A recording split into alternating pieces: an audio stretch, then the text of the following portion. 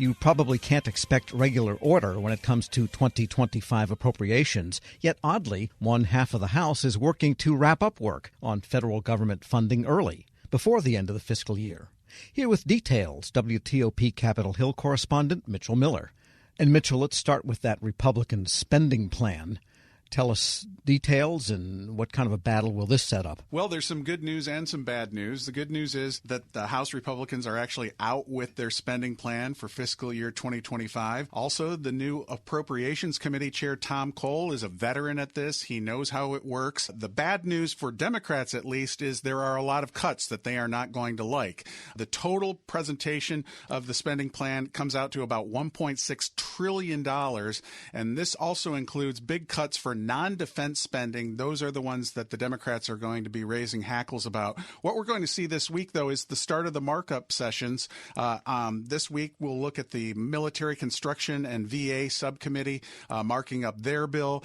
Then the Legislative Branch Subcommittee is going to follow a couple days later. So ultimately, the goal, and this is very optimistic from Congressman Cole, is that all 12 bills would be finished by the Appropriations Committee by early July. And the majority leader, Steve Scalise, has said he wants to actually pass the bills before the August break. We will have to see if that happens. I highly doubt it. But nonetheless, the process is beginning. So this is where the battle is going to begin. And of course, you're going to get a lot of pushback from the Democrats in connection with this, in part because they are going to point out that under the previous agreement with former House Speaker Kevin McCarthy, yes, going all the way back to that, there was actually supposed to be an increase of defense and non-defense spending of about 1%. Instead, under this proposal from Tom Cole, the non-defense spending would be cut by more than 5%. So you can see there is going to be a big fight over that in the months ahead. Right, because the Senate is still in Democratic hands and they have a different approach. Probably people want to get what they can get done before the election. Is that fair to say? Right. That's a great point, because a lot of House Republicans, frankly, are waiting and saying they don't want to do some of these things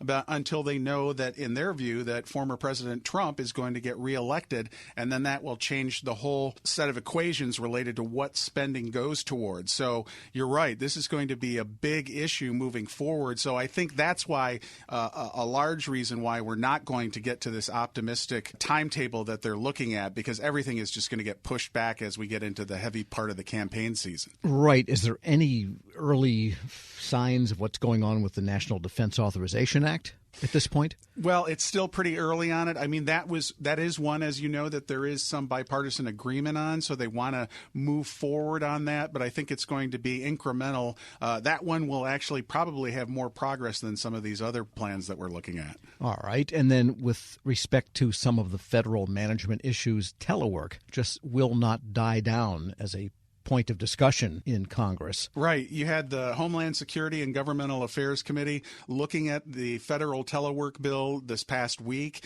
and they were hoping to move it forward. The chairman of that committee, Gary Peters, had plans to get some of the legislation, including the Telework Transparency Act, to move forward, but several lawmakers had a lot of reservations about what was being done or not done. As we've talked about in the past, Iowa Senator Joni Ernst still is digging in her heels on some of the things, just saying that federal agencies are not giving up-to-date information on telework, the things that she thinks that need to be updated. And the agencies are getting pressed again by lawmakers to provide more of their data, what they're doing to actually get people back, how much is being done, what's the productivity. And then also there's another bill that's being proposed in the Senate. This is a bipartisan bill from Mitt Romney and Senator Joe Manchin of West Virginia, the Back to Work Act. What they would like to do is basically get 60% of federal workers back in the office. As you know, that would be an increase from what is the goal essentially of the Biden administration of 50%, and there's been some problems with agencies getting to that. So a lot of angst related to telework still churning here on Capitol Hill. We're speaking with Mitchell Miller, Capitol Hill correspondent for WTOP.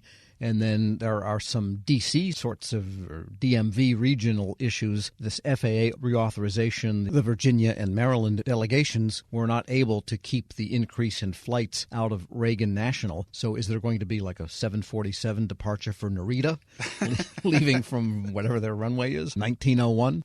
No, but the people of San Antonio, Texas are probably happy to know that there will likely be a flight in and out of Reagan National from San Antonio. That was backed by Texas Senator Ted Cruz, pointing out that that's a big military area and that they would like to get a direct flight right into Reagan National Airport since it's so close to the Pentagon.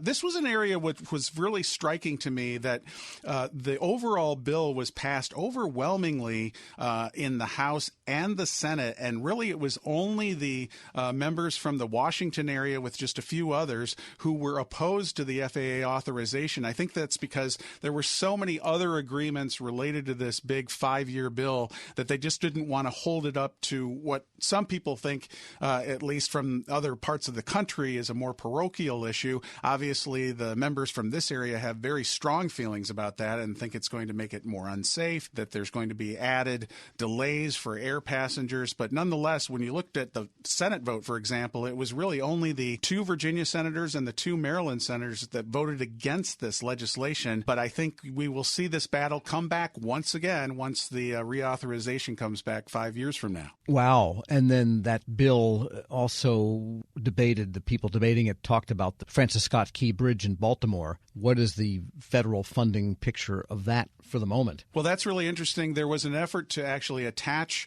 funding related to the Key Bridge to the FAA reauthorization. That failed, so that was another setback for local lawmakers. So now they're just trying to move it forward in the Senate primarily at this point. But there was a really interesting hearing in connection with this past week where the head of the NTSB gave some new details related to the investigation. But there were a lot of concerns raised by Republican lawmakers about the cost. Now, the Biden administration has already said that under the federal rules as they are now, 90% will be paid for, but there's a 10% that Maryland still needs to get. And there's some issues about whether or not, at least in the view of Republicans, that a blank check is being written here for some of the things that are happening. And then there's also a big push to make sure that the owner of the cargo ship that crashed into the bridge and its insurers actually pay some money that would go toward reconstruction of the bridge. Although one lawmaker pointed out that in a previous battle related to this,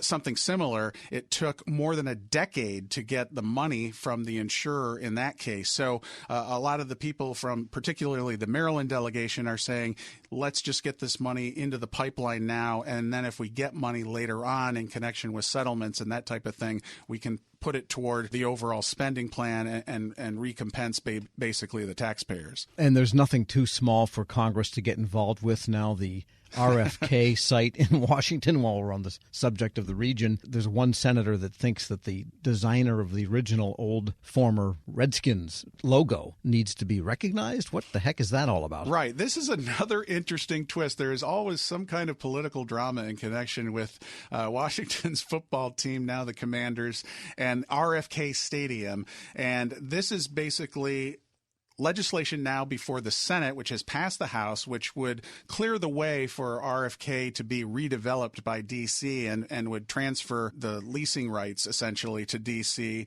From the National Park Service. And the interesting thing that came up last week was Montana Senator Steve Daines, during a subcommittee hearing, basically brought up the old Redskins helmet and put it on the dais and said, we need to look at a way to honor the Native American family that came up with this logo originally and see if the team can somehow work with them. Now, what he is making very clear is he does not want to bring back the old team name because he knows that's very controversial. But what he wants to do is in some way honor the family that came up with this and say, let's not just put it on the ash heap of history that this was a big part of the team during its heyday during the Super Bowl years. It was developed in the 1970s and then eventually, of course, course, was taken away over the last couple of years because of controversy related to the team name. Steve Daines is basically holding up this legislation until he sees that there is some kind of agreement between the team and the Native American. It's the Blackfeet Nation, which is from Montana, and that's why he is involved. Well, there must be a big locker storage facility full of the former team gear. Maybe they can ship it out there and everyone can still wear that logo and pride, I guess. It's interesting, by the way, Tom, that when he brought up the helmet, he pointed out that he was given this helmet by the team and former members, and it's all autographed. So we know that here in the Washington area, there is, as you said, all kinds of paraphernalia like this in people's basements and areas where they display it. But